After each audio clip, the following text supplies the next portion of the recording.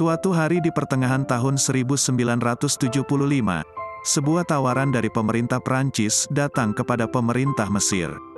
Negara Eropa tersebut menawarkan bantuan untuk meneliti, mempelajari, dan menganalisis mumi Fir'aun.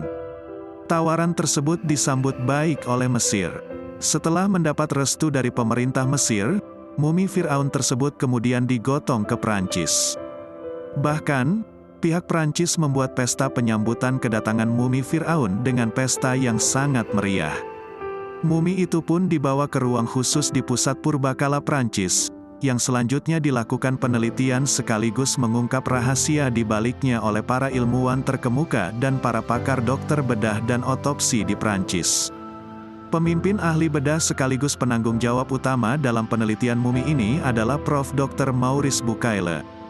Bucaille adalah ahli bedah kenamaan Prancis dan pernah mengepalai klinik bedah di Universitas Paris. Ia dilahirkan di Pont-l'Évêque, Prancis, pada tanggal 19 Juli tahun 1920. Bucaille memulai karirnya di bidang kedokteran pada 1945 sebagai ahli gastroenterologi. Dan, pada 1973, ia ditunjuk menjadi dokter keluarga oleh Raja Faisal dari Arab Saudi.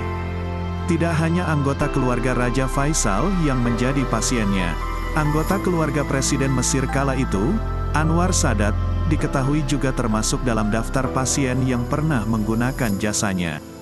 Namanya mulai terkenal ketika ia menulis buku tentang Bible, Al-Quran, dan ilmu pengetahuan modern atau judul aslinya dalam bahasa Prancis yaitu La Bible, Le Coran et la Science di tahun 1976.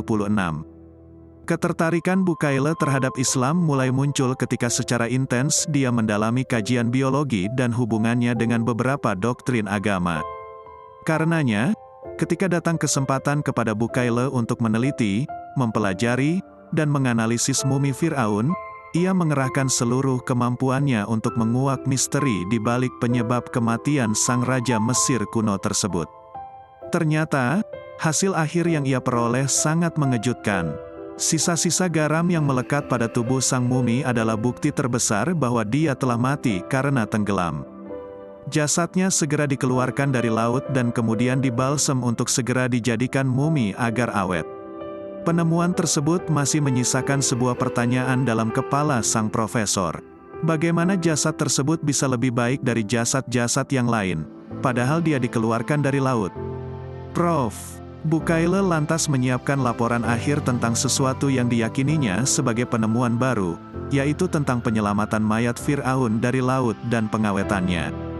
Laporan akhirnya ini dia terbitkan dengan judul Mumi Fir'aun, sebuah penelitian medis modern, dengan judul aslinya, Les Momies des Pharaons et la Médecine. Berkat buku ini, dia menerima penghargaan Le Prix Diane Potier Bus, penghargaan dalam sejarah, dari Académie Française dan Prix General, penghargaan umum, dari Académie Nationale de Médecine, Prancis.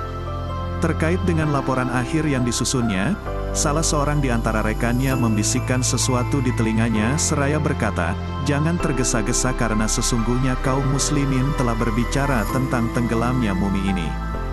Bucaille awalnya mengingkari kabar ini dengan keras sekaligus menganggapnya mustahil. Menurutnya, pengungkapan rahasia seperti ini tidak mungkin diketahui kecuali dengan perkembangan ilmu modern, melalui peralatan canggih yang mutakhir dan akurat.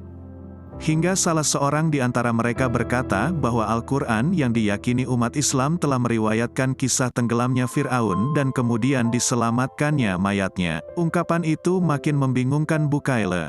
Lalu, dia mulai berpikir dan bertanya-tanya, bagaimana mungkin hal itu bisa terjadi? Bahkan, mumi tersebut baru ditemukan sekitar tahun 1898 m. Sementara Al-Quran telah ada ribuan tahun sebelumnya. Ia duduk semalaman memandang mayat Fir'aun dan terus memikirkan hal tersebut. Ucapan rekannya masih terngiang-ngiang di benaknya, bahwa Al-Quran kitab suci umat Islam telah membicarakan kisah Fir'aun yang jasadnya diselamatkan dari kehancuran sejak ribuan tahun lalu. Sementara itu, dalam kitab suci agama lain, hanya membicarakan tenggelamnya Fir'aun di tengah lautan saat mengejar Musa, dan tidak membicarakan tentang mayat Fir'aun. Bukaila pun makin bingung dan terus memikirkan hal itu. Ia berkata pada dirinya sendiri, apakah masuk akal mumi di depanku ini adalah Fir'aun yang akan menangkap Musa? Apakah masuk akal? Muhammad mengetahui hal itu, padahal kejadiannya ada sebelum Al-Quran diturunkan. Prof. Bukaila tidak bisa tidur, dia meminta untuk didatangkan kitab Taurat, Perjanjian Lama. Dia pun membaca Taurat yang menceritakan, pun kembali, seperti semula, menutupi kereta, pasukan berkuda, dan seluruh tentara Fir'aun yang masuk ke dalam laut di belakang mereka, tidak tertinggal satupun di antara mereka. Kemudian dia membandingkan dengan Injil. Ternyata, Injil juga tidak membicarakan tentang diselamatkannya jasad Fir'aun dan masih tetap utuh. Karena itu, ia semakin bingung. Berikrar Islam setelah perbaikan terhadap mayat Fir'aun dan pemumiannya, Prancis mengembalikan mumi tersebut ke Mesir. Akan tetapi, tidak ada keputusan yang mengembirakannya, tidak ada pikiran yang membuatnya tenang semenjak ia mendapatkan temuan dan kabar dari rekannya tersebut, yakni kabar bahwa kaum muslimin telah saling menceritakan tentang penyelamatan mayat tersebut. Dia pun memutuskan untuk menemui sejumlah ilmuwan otopsi dari kaum muslimin. Dari sini kemudian terjadilah perbincangan untuk pertama kalinya dengan peneliti dan ilmuwan muslim. Ia bertanya tentang kehidupan Musa, perbuatan yang dilakukan Fir'aun, dan pengejarannya pada Musa hingga dia tenggelam dan bagaimana jasad Fir'aun diselamatkan dari laut. Maka, berdirilah salah satu di antara ilmuwan muslim tersebut seraya membuka mushaf Al-Quran dan membacakan untuk Bukaila firman Allah SWT yang artinya, maka pada hari ini kami selamatkan badanmu supaya kamu dapat menjadi pelajaran bagi orang-orang yang datang sesudahmu dan sesungguhnya kebanyakan dari manusia lengah dari tanda-tanda kekuasaan kami. Q.S. Yunus, 92. Ayat ini sangat menyentuh hati Bukaila. Ia mengatakan bahwa ayat Al-Quran tersebut masuk akal dan mendorong sains untuk maju.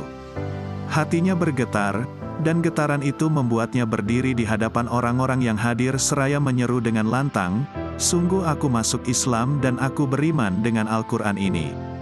Ia pun kembali ke Prancis dengan wajah baru, berbeda dengan wajah pada saat dia pergi dulu. Sejak memeluk Islam, ia menghabiskan waktunya untuk meneliti tingkat kesesuaian hakikat ilmiah dan penemuan-penemuan modern dengan Al-Quran, serta mencari satu pertentangan ilmiah yang dibicarakan Al-Quran. Semua hasil penelitiannya tersebut kemudian ia bukukan dengan judul Bible, Al-Quran dan Ilmu Pengetahuan Modern. Judul asli dalam bahasa Prancis, La Bible, Le Coran et la Science. Buku yang dirilis tahun 1976 ini menjadi bestseller internasional, laris di dunia muslim dan telah diterjemahkan ke hampir semua bahasa utama umat muslim di dunia.